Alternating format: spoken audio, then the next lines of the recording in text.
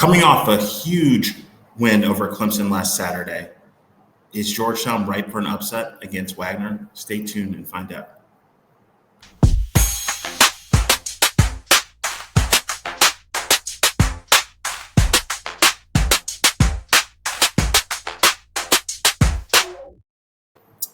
Welcome to another episode of Bleeding Blue and Gray. I'm your host, Rasheen. Before we talk about Wagner, though, let's go over the events of the last few days. Let's start with our senior center, Vincent Iwuchukwu. Unfortunately, Vince will be sidelined for 6 to 8 weeks. He's having an undisclosed medical procedure. As many of you know, Vince suffered a heart attack when he was a freshman at USC, so health is something that he's been particularly attuned to.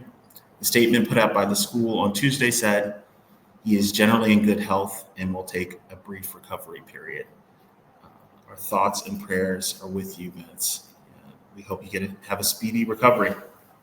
And as for the team, this is obviously a bummer, but it's also a great opportunity for guys like Julius, for Jaden, and for Seal to step up and play big minutes at center, and for the team as a whole to build some depth.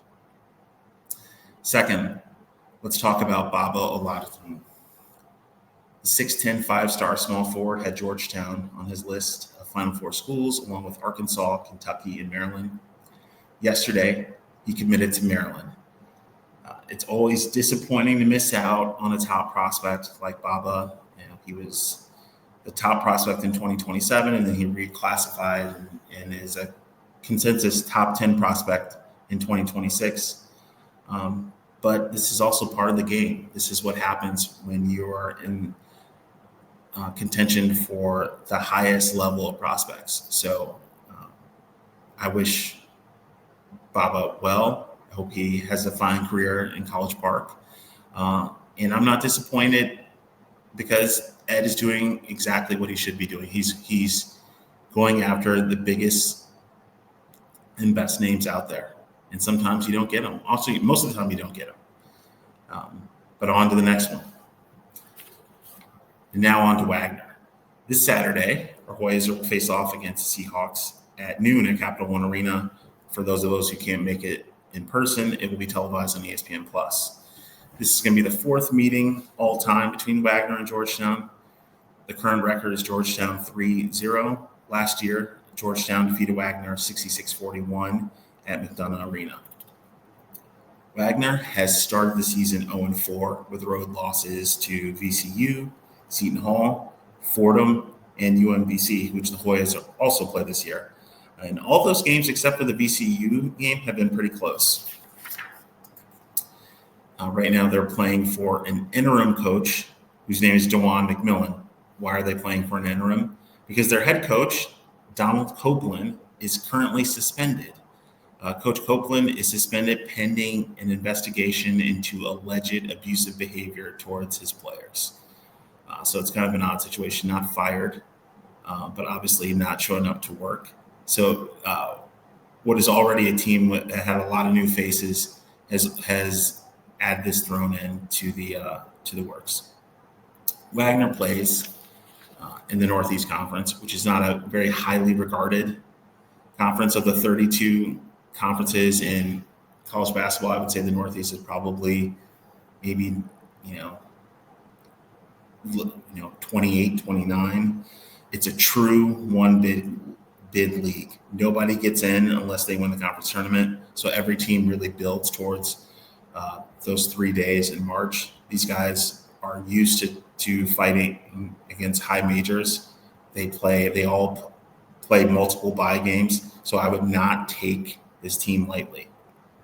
In fact, if anybody can remember 2 years ago, Fairleigh Dickinson upset Purdue, a 16 beating one for the second time in 2023. So NEC teams are not afraid of anybody. As far as how Wagner wants to play, Wagner is pretty small.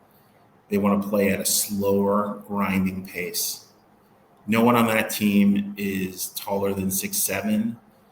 They're physical though, but as I said, they're undersized and they are not very strong on offense, but they actually have been shooting the three ball at a 40% clip so far. So who are the players to watch on this team? As I said earlier, there's a lot of new faces on the team. Many of them are JUCO and D2 transfers. In fact, this team has 7 JUCO transfers.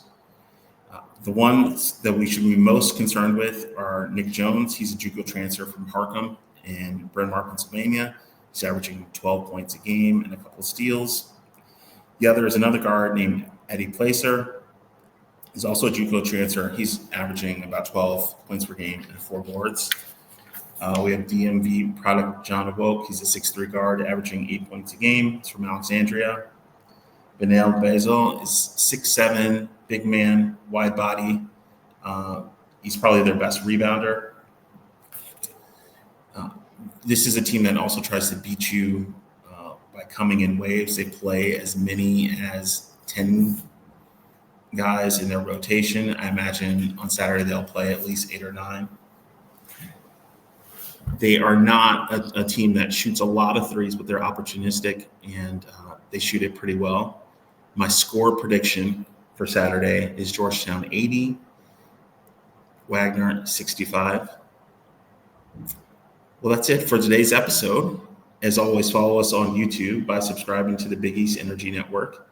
You can find us on Twitter at BleedBlue1789. Thanks for tuning in. I'll see you next time. Until then, let's go Hoyas.